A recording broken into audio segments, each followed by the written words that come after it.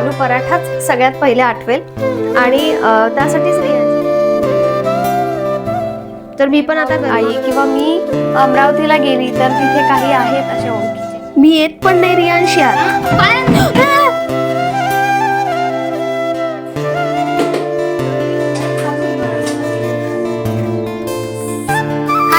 नमस्कार and welcome back to my channel. I hope तुम्ही सगळे मस्त आणि मजेत असाल. तर ऑलमोस्ट माझा स्वयंपाक होत आला आहे. सकाळी मी भाजीत चपाती बनवली आणि आत्ता आलू पराठा. आणि मला काय माहिती का, पण आज गाजराचा हलवा खावासा वाटत होता म्हणून वेळेवर दूध आणलं आणि गाजराचा हलवा बनवायला घेतला.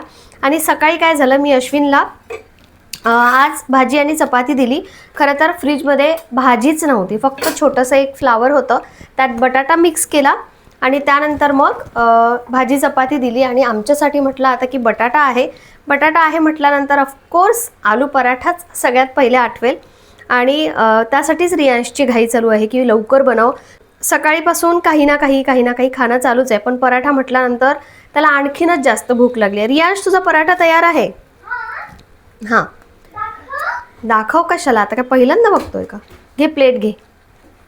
तर आलू पराठा बनवतीये आणि मस्त गरमागरम बनवून मी पण आत्ता खाणार आहे. नाश्ता मी काही केला नव्हता, 2 ड्रायफ्रूट लाडू खाल्ले. एवढं मोठं ताट कशाला? छोटं घे. छोटं नाही आहे ते घे ना. हां, ते बघ, घे ते. हेच आहे हा जेवण. तर मस्तपैकी आता गाजराचा हलवा बनवते. पहिला गाजराचा हलवा आहे आणि म्हणजे बनवू की नको बनवू आत्ता पण मी विचारच करत होते, पण म्हटलं जाऊ दे, एखाद्या वेळी खायला पण पाहिजे. लोणचं पाहिजे त्याच्यासोबत. तर गाजराचा हलवा मी काही खूप बनवणार नाही आहे या सीझनमध्ये. कधीतरी वाटलं खावासा तरच बनवेल, कारण त्यामध्ये साखर पडते आणि साखर ऑलमोस्ट मी बंद केली आहे. साखरेचं असं म्हणजे खाण्यातच येत नाही. चहा घेतो तो पण आम्ही गुळाचा घेतो आणि चॉकलेट वगैरे खाण्यात येतो, पण असं मी साखर टाकून काहीतरी बनवलं आहे किंवा बाहेर असं साखरेचं काहीतरी खाल्लं आहे असं तरी काही दिवस नाही करणार आहे. आणि त्याबद्दल मी लवकरच तुमच्याशी शेअर करेल, कारण तुम्ही पण म्हणत असता की तुझं वेट कसं कमी झालं ते सांग, किती कमी झालं किंवा काय केलं. पण ॲक्च्युली जेव्हा मला वाटेल की नाही आत्ता मी शेअर करायला पाहिजे, तेव्हा मी नक्कीच तुमच्याशी शेअर करेल. मी काही खूप असं डायटिंग किंवा खूप काही पाळत नाही जास्त, पण जे करते ना ते रेग्युलरली करणं सोपं आहे आणि ते केल्याने खरंच फरक पडतो थोडासा. तर चला आता आलू पराठा बघा. आलू पराठा पण असा आहे की खूप हेवी होऊन जातो, पण मला तो आवडतो. काही गोष्टी आवडतात त्या मी स्किप नाही करू शकत. हवा आहे का तुला? घे, पकड पटकन. जेवायची वेळ झाली तर नाही आहे खरं, पण गरमागरम पराठा तयार आहे. ह्याच्यामुळे मी लवकर केला खरं तर, नाहीतर मी वेळेवरच केला असता. पण याच्यासारखं चालू होतं की बनव ना. मग एक पराठा बनवून परत मग थांबा, मग परत तेच सगळं किती वेळ चालणार. हां, ताणून खाल्लं आणि झालं. हां, दे थोडंसंच राहिलंय.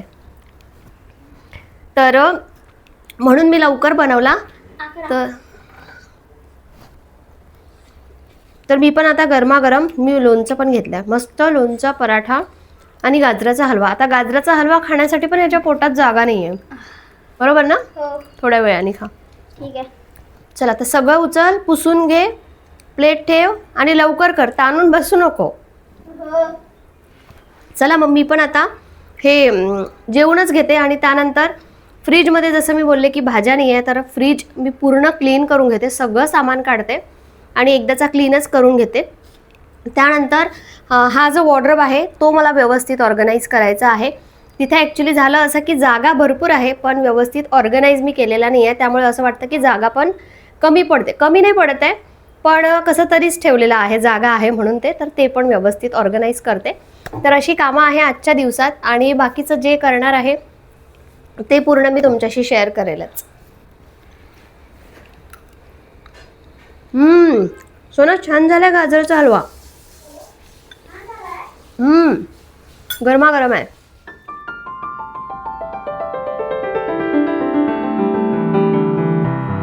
असं एकदम फ्रीज पूर्ण क्लीन केलाय असं ना माझं खूप कमी होतं, थोडं थोडं मी करत असते.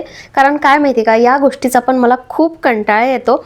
आणि आत्ता पण मी यासाठी करते कारण बघा भाज्या अजिबातच नव्हत्या, फ्रीज थोडासा खाली होता आणि मला वाटलं की आत्ता हे काम सोपं आहे म्हणून आता सगळं काढते आणि सगळा फ्रीज एकदमच क्लीन करून घेते. प्लीज ना वाचू दे ना. काही पण चल एकदा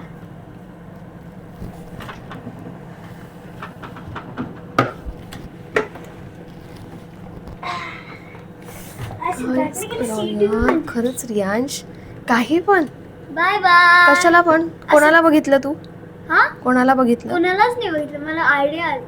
अरे ते 3 इडियट मध्ये असत.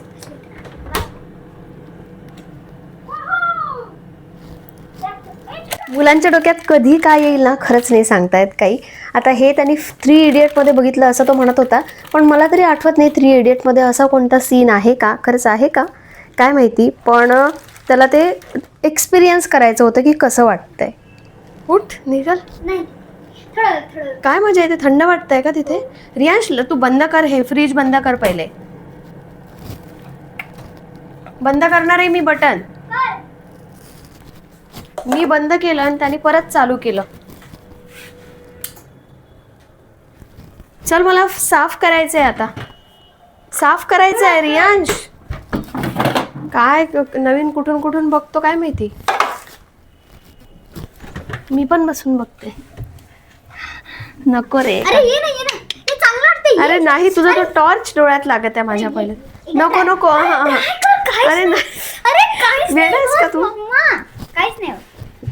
मी येत पण नाही. येते बस तू चप्पल काढ. यार खरंच रियांश तो. अरे बस ना प्लीज, चप्पल काढ. नाही चप्पल नाही काढत मी, अशीच बस. नाही तसं अरे नाही बसायचंय मला. काहीच नाही. चप्पल काढ. तू करशील आणि अरे तुझ्यासोबत please ना, पागलपणा मी पण करू. चप्पल काढ. खरंच यार. चप्पल. हा बस आता बस. बघ मला काही झालं ना काहीच नाही. तर मी तुझं नाव सांगणार आहे पप्पाला. मी येत पण नाही रियांश यार. नाही रे, काहीच नाही. अरे मी येत. मी नाही येत यार. आत बस. पागलपणा काही पण यार. हट. बाय. रियांश प्लीज बेटा, आता असं नाही करू. झालं ना, आपली गंमत करून झाली. असं नाही करायचं शोना. कोणाचं बघितलं तू? कोणाचंच नाही. असं नाही करू. आता फ्रीज मला साफ करायचं आहे. फ्रीजमध्ये आपण खायचं सामान ठेवतो ना, मग तिथे बसत असतात का? याच्यामध्ये ब्लॅक अँड आउट सोचत होतं आणि काय ब्लॅक होतं. मी काय, मला काय इच्छा होतं. जा झाडू घेऊन ये. प्लास्टिक घ्या जरा. तू झाडू घेऊन ये, तू काहीच विचार नको करू. याला म्हणतात खरा टाइमपास. कामातही मी टाइमपास केला, पण असो माझं फ्रीज क्लीन होतंय. सगळं आता मी पुसून घेतलंय आणि फ्रीजमधले सगळे जे आहेत ना ते पण आता सगळे वॉश करून घेते. आणि फ्रीज डीप क्लीन कसा करायचा हे काही मी शेअर करत नाही. खूप साधं पाण्याने वगैरे मी साफ करून घेते, किंवा मग विनेगर आणि सोडा आहे त्याने साफ करायचं आणि नंतर नॉर्मल पाण्याने साफ करून घ्यायचं. म्हणजे स्मेल वगैरे येत असेल तर तो येत नाही. आणि अशा प्रकारे मी साफ करून घेतला. थोड्या वेळ तो तसाच ठेवला आणि त्यानंतर सगळं असं सामान ठेवलं. बघा कसा दिसतोय. खूप असा एकदम मस्त ऑर्गनाईज केला आहे असं मी म्हणणार नाही, पण ठीकठाक ऑर्गनाईज केला आहे मी माझ्या पद्धतीने, जसा मला वाटतो. आणि आपला इंडियन फ्रीज असाच असतो. काही स्टीलची भांडी, डब्बे, काही प्लास्टिकचे डब्बे, काही काचेचे डब्बे, असं सगळं आपल्या फ्रीजमध्ये असतं. तर असाच माझाही फ्रीज आहे.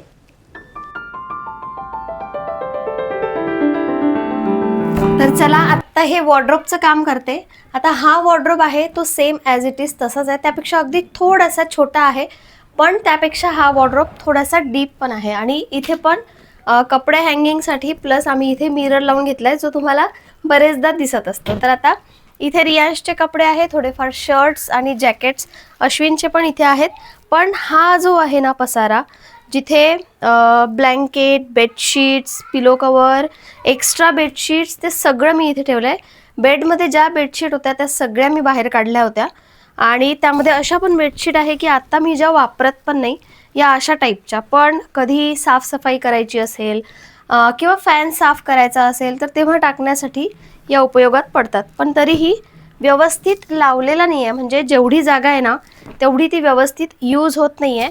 आणि आता जे काही एक्स्ट्राचं सामान आहे, जसं की ही एक मच्छरदाणी, ती काहीच कामाची नाही आहे, पण आज ना उद्या कामात पडेल असं म्हणून 3 वर्ष झालेत याला. ही या घरात येण्याच्या आधीची मच्छरदाणी आहे आणि खूप मोठी मच्छरदाणी आहे, कारण आमचा जो पहिला बेड होता तो कस्टमाइजच आम्ही एवढा मोठा करून घेतला होता, कारण तेव्हा 1 BHK होता आणि आम्ही तिघही जण एकाच गादीवर म्हणजे एकाच बेडवर झोपायचो, त्यामुळे खूप मोठा बेड बनवून घेतला होता. आणि आमचं काही असं प्लॅनिंग पण नव्हतं की तेव्हा की 2 BHKचं किंवा काय. तर त्यासाठी म्हटलं की आता किती वर्ष लागतील माहिती नव्हते, म्हणून त्यासाठी आम्ही एक अशी मोठी मच्छरदाणी पण घेतली होती, जी इथे वापरायला कधी मिळाली नाही, ही त्यावर येत पण नाही आणि इथे मच्छरांचा टच वूड पण तेवढा त्रास पण नाही आहे, मच्छरदाणी लावायची गरज पण पडत नाही. तर आता ही मच्छरदाणी कुठे टाकायची किंवा मी माझ्या अशा एक्स्ट्रा कपड्यांचं काय करते हे पण तुम्ही विचारता. ॲक्च्युली मी व्हिडिओमध्ये पूर्ण सांगत असते की मी काय करते, कुणाला देते किंवा कुठे देते. तर ही मच्छरदाणी पण आता मी झालंच तर बघा, रोड साईड आपल्याला ते काहीतरी विकणारे असतात आणि मला असं 1-2 ठिकाणी दिसलं आहे की त्यांची लहान मुलं किंवा ॲक्च्युली त्यांचा छोटासा सेटअपच तिथे असतो, छोटंसं घर म्हटलं तरी चालेल, तर मच्छरदाणी वगैरे लावून ते तिथे ॲक्च्युली झोपतात. आणि मी हे आत्ता बघितलं आहे, लेटेस्ट बघितलं आहे 1-2 ठिकाणी. तर माझा असा विचार आहे की मी तिथे ही मच्छरदाणी देऊन टाकते. आपल्याला उपयोगात नाही पडत आहे, पण त्यांच्या ती खूप महत्त्वाची आहे, कारण ते रोड साईड रात्रीच्या वेळी काय माहिती रात्रभर तिथे झोपत असतील, कारण मच्छरदाणी पण त्यांची लावलेली असते पण ती काही व्यवस्थित नव्हती, फाटलेली होती आणि लहान मुलं पण असतात त्यांच्यासोबत. तर ही मच्छरदाणी मी तिकडे कर ना, माझी थोडीशी हेल्प कर बरं.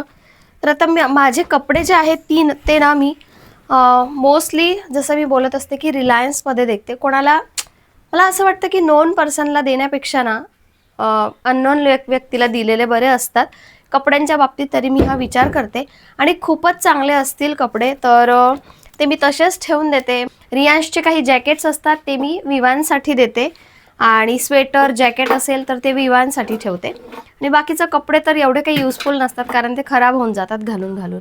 तुझं पण ना यात एक्स्ट्राचं जे काही सामान आहे ते सगळं काढून बाहेर फेक. एक्स्ट्राचं हे फेकायचं आहे नाही हां, फेकायचं म्हटलं की काही पण फेकणार. हे फेक. मी काय म्हटलं तुला, तू इथे जमा कर, असं एक एक नको देऊ माझ्याकडे. चला मग आता हे पटकन खाली करते एक एक करून आणि सगळं व्यवस्थित रचून ठेवते आणि रचल्यानंतर मग तुम्हाला दाखवते.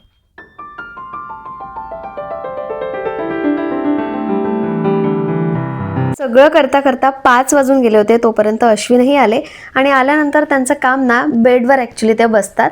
तर बेडवर तर आज खूप पसारा होता, तर ते दुसऱ्या बेडरूममध्ये बसले आणि ही एक पिलो मला दिसली.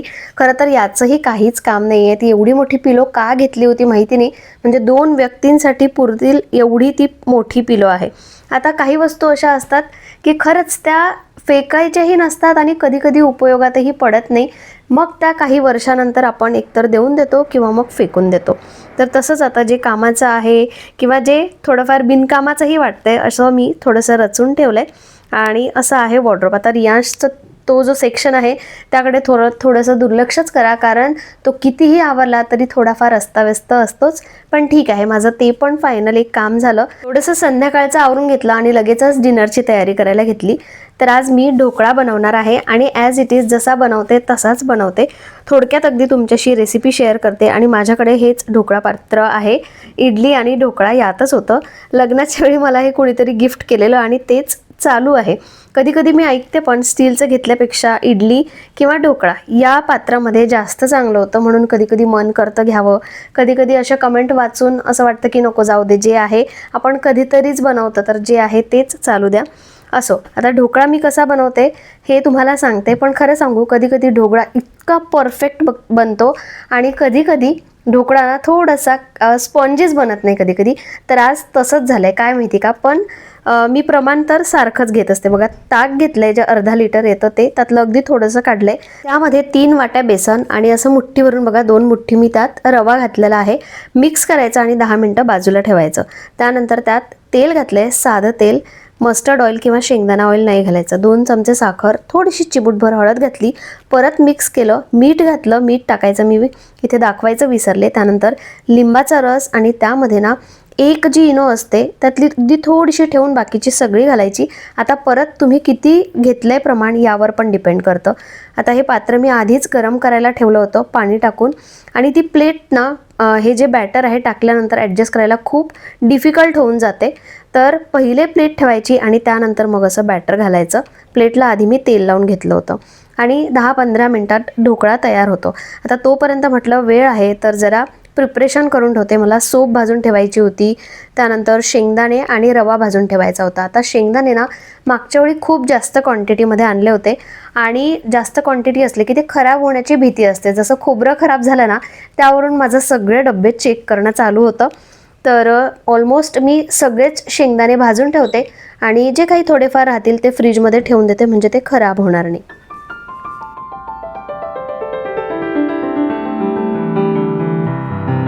आता ही ढोकळ्याची रेसिपी मी कितीतरी वर्षापासून सेम फॉलो करते आणि 90% ढोकळा हा मस्तच होतो. 10% कधी कधी बिघडतो. तर आज तसंच झालं. बिघडलेला नाही आहे, पण तो तेवढा स्पॉन्जी झाला नाही, फुललाच नाही. तर होतं असं कधी कधी, पण टेस्ट त्याची जशी पाहिजे तशीच झाली आहे. तर आता तो थंड होऊ देते, त्यानंतर कटिंग करते आणि त्याच्यासाठी मिरची आणि ते कढीपत्त्याचं थोडंसं तेल तयार करून घेते. तोपर्यंत रियांश मला मदत करत होता, आणि मगाशी जो काही त्यांनी कारनामा केला तो फ्रीज साफ करतानाचा, तेव्हा तर टाईमपास झाला, पण अशी माझ्या लेकाची थोडीशी मला मदत पण होते. थोडीशी का असेना पण तो मदत करतो. थोडे कारनामे असतात त्याचे, कारण आहेच तो खोडकर तसा. आणि मला ना ॲक्च्युली लहान मुलं खोडकरच आवडतात. आत्ता असं वाटतं की थोडा मोठा झाला तर थोडंसं समजूतदार झाला पाहिजे. पण खरं सांगितलं ना, मला कोणी विचारलं की तुला कशी मुलं आवडतात, तर येस, मला खोडकर मुलंच आवडतात. मला अशी शांत, सगळं ऐकणारी, काय माहिती का, पण असं वाटतं की त्यांचं ते बालपणच नाही आहे, ते लवकर मोठी झाले. अशा त्याच्या खोड्या चालू असतात आणि त्याच्या पागलपंतीसोबत तो मलाही सामील करतो, जसं की त्यांनी मघाशी केलं. आता मी हे फर्स्ट टाईमच केलं होतं फ्रीजमध्ये वगैरे बसणं. माझ्या डोक्यातही ते कधी आलं नसतं, आणि ते फक्त त्याच्यासाठी मी केलं होतं. तर हे असं चालू असतं आमचं, आणि ज्यांची मुलं आहे ते रिलेट करतील, नक्की रिलेट करतील. ज्यांची अशी खोडकर मुलं आहे स्पेशली, हे अशा कारणामुळे आई आणि मुलं सोबतच करत असतात. तर आता ढोकळा मी टेस्ट करून बघितला, टेस्टला उत्तम झाला होता, फक्त तो स्पॉन्जी झाला नव्हता. डिनर तर लवकरच होणार आहे, आणि त्यानंतर ना जवळपास 9:30-10 वाजता मला भाज्या आणायला जायचं आहे. मुद्दामच लेट जाणार आहे. एक मार्केट लागतं, आणि थोडंसं लेट गेलं ना की भाज्या जरा आणखी स्वस्त मिळतात. असं नाही आहे की उरलेल्या असतात, पण ते गावावरून येणारे असतात ना, त्यांना ते संपवायचं असतं, म्हणून थोडी कमी किंमत असते. हिरव्या भाज्या, स्पेशली काकडी, गाजर, हे सलाद आहे ना, ते पण स्वस्त आणि चांगलं मिळतं.